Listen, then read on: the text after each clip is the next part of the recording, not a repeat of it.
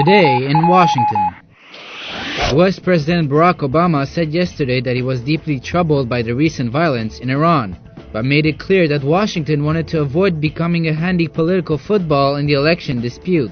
Obama said, "It is up to the Iranians to make decisions about who Iran's leader will be. We respect the Iranian sovereignty and want to avoid the United States being the issue inside of Iran, which sometimes the United States can be a handy political football."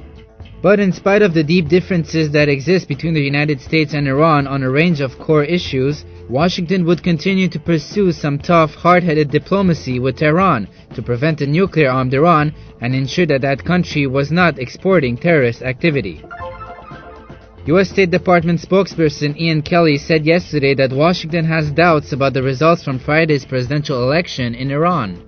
Asked about European calls for an investigation into voting irregularities, Kelly said, "Iran needs to take seriously these allegations and needs to examine these accusations very thoroughly."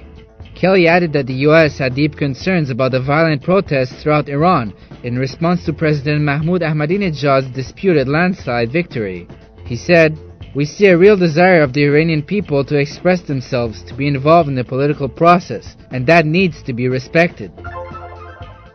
The United States said today that Iran was not making efforts to combat human trafficking there, which it described as extensive.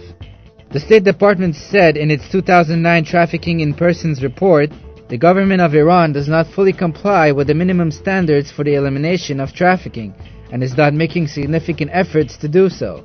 The U.S. said that the response by Iranian authorities was not sufficient to penalize offenders, protect victims, and eliminate trafficking. These stories and more at televisionwashington.com.